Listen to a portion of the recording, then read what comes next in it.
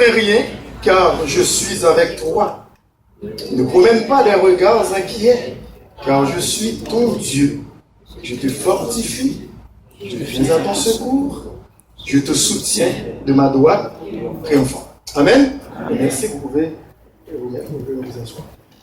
Alors, ce message, Dieu, notre délivrance, en dit beaucoup pour les enfants d'Israël de l'époque, comme je vous avais relaté la dernière fois que, disons que ce passage, ou du moins le livre du prophète Ésaïe, eh bien, a été écrit 700 à 800 ans avant l'arrivée de Jésus-Christ sur cette terre, sur la terre, en Israël. Alors, ce moment, eh bien, les enfants d'Israël traversaient une crise spirituelle. Et bien, les enfants d'Israël ne marchaient pas bien devant l'Éternel. Ce peuple était un peuple au cou raide, comme on dit aussi au cou roide, R-O-I-D-E. C'était un peuple qui vivait dans la rébellion, parfois envers Dieu. Et puis, il en faisait à sa tête, ce peuple.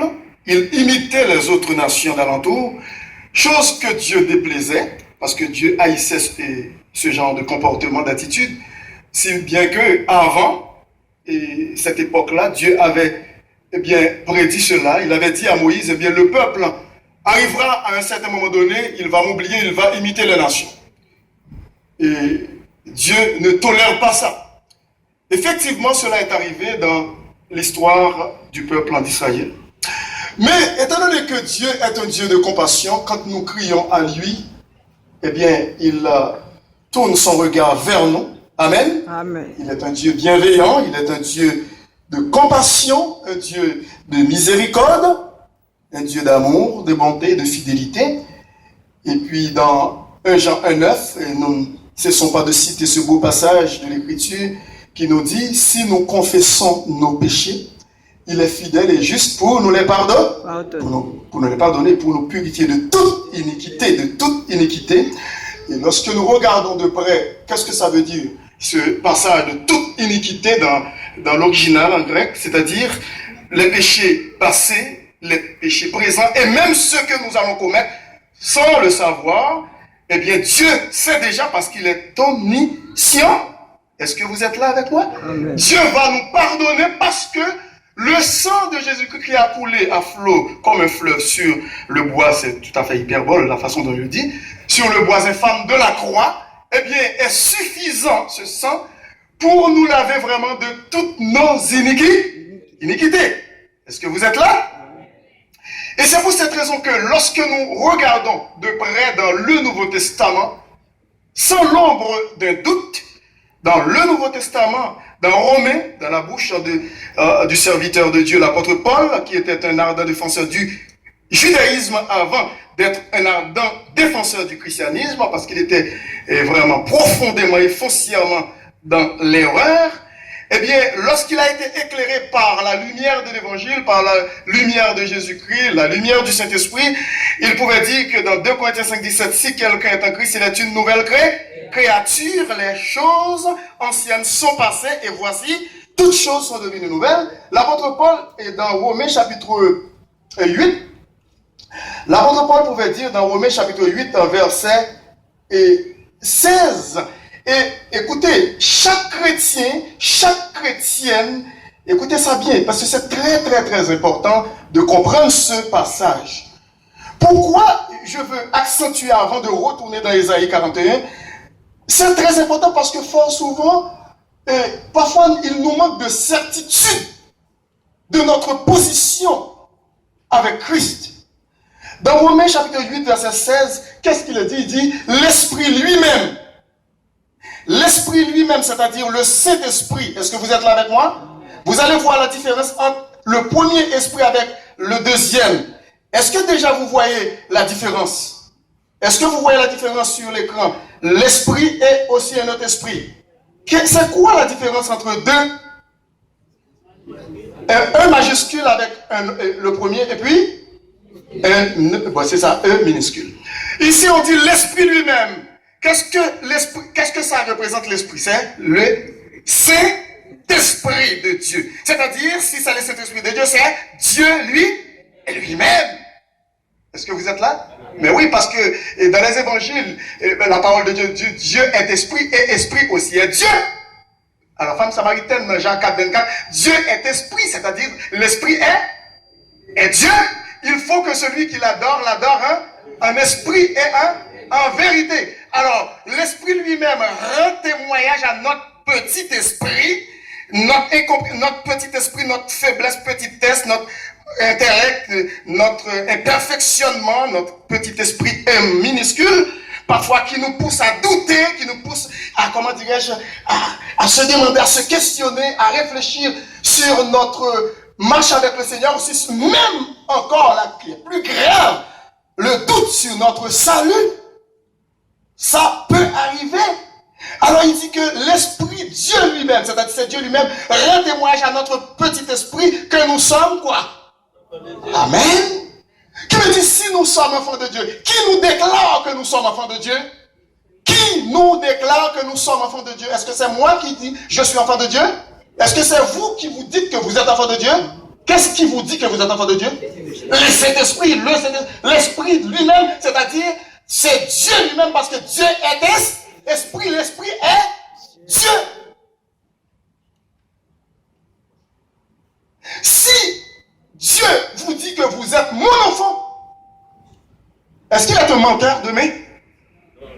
Mais pourquoi parfois il y a des chrétiens qui doutent? C'est une offense à cette parole. C'est comme si on veut déclarer Dieu un menteur, il n'est pas capable de tenir sa promesse. Mais Dieu nous déclare que nous sommes ses enfants. Mais nous n'avons pas le droit de dire que non, aujourd'hui, je ne marche pas bien avec le Seigneur. Peut-être est-ce que vraiment Dieu va m'accueillir au ciel? Et c'est pour cette raison, il y a un chant qui a été composé, je ne sais pas si c'est un français, mais un chant que nous avons l'habitude de chanter, il dit, non, je pense que c'est en anglais, mais s'il a été traduit en créole, Jésus ou connaît, ou c'est ses amis moins, si ou pas, prendre dans le ciel, mais mes amis, c'est pas sérieux. Si ou pas prendre dans le ciel, ça me pas fait. On est que ce cantique n'est pas bien composé dans ce couplet-là. C'est pas bon, c'est grave. Satan frotte ses mains, il est content. Parce qu'il voit qu'il y a du doute. Vous n'êtes pas sûr après votre mort. Dieu va vous dire, ah mais écoute, vous n'avez pas bien marché. C'est pas ça. Que vous marchiez bien, que vous avez marché bien, que vous n'avez pas bien marché. Il y a ce qu'on appelle une bête de récompense pour votre façon de marcher avec le Seigneur qui n'était pas correct. Mais le salut est éternel, c'est pour la vie. L'Esprit lui-même rend témoignage à notre petit esprit que nous sommes quoi? Enfants de Dieu. Les enfants d'Israël doutaient parfois de leur relation avec Dieu.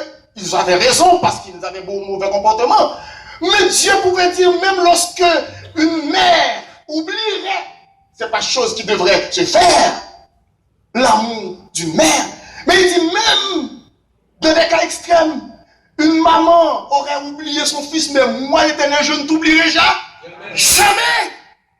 Dieu n'est pas un homme pour mentir, ni fils d'un homme pour se repentir. Repentir pas de chambre regrette que il t'a accepté comme petit. Et c'est pour cette raison, dans Ésaïe chapitre 41, verset 10, il dit, ne crée rien. Est-ce qu'il y a quelqu'un qui a du doute aujourd'hui? Si vous avez du doute, ça vient de Satan. Mais pas encore. Si vous n'êtes pas encore sauvé, oui, le doute est justifié. Si vous n'êtes pas encore en Jésus-Christ, oui, l'Esprit, le grand Esprit ne peut pas vous déclarer son enfant. C'est justifié. Vous avez raison de douter parce que vous n'êtes pas encore enfant de Dieu. Maintenant, c'est le premier pas, c'est le salut. Mais si vous êtes enfant de Dieu, écoute, c'est pour l'éternité. Je ne me lasse pas de dire la même chose, je ne me lasse pas de recenser les mêmes thèmes, mes bien-aimés. Partout où je passe devant les chrétiens pour leur faire comprendre, lorsque vous êtes sauvés pour l'éternité. Jean 10, verset 27 dit, Jésus-Christ dit, je connais mes brebis. Est-ce que les brebis sont plus intelligentes que le berger? Non, je connais. Est-ce que nous connaissons Dieu plus qu'il nous connaît? Non, il sait de fond en comble, avant même notre création, combien de péchés nous allons accumuler. Combien de révoltes, de rébellions contre lui. Avant même notre existence, il le sait. Mais il nous a choisis quand même, alors nous n'avons pas été créés encore. Est-ce que vous êtes là? Amen.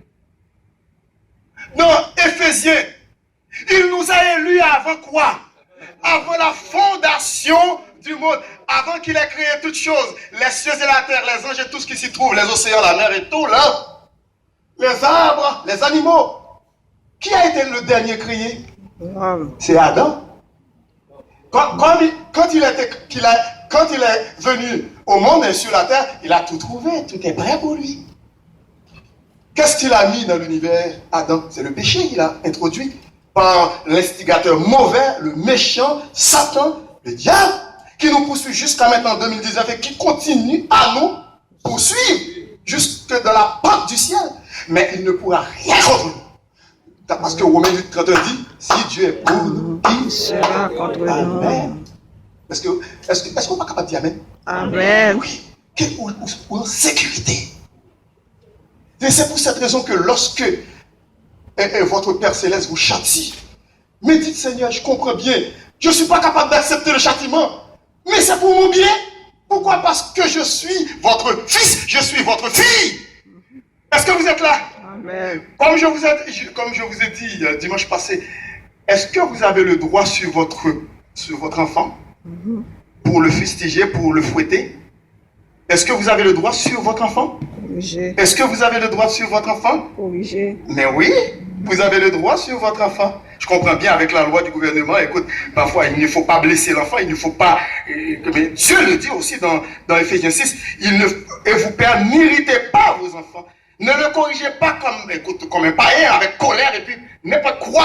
Non. Et puis, on lance sur... Non, c'est pas chrétien.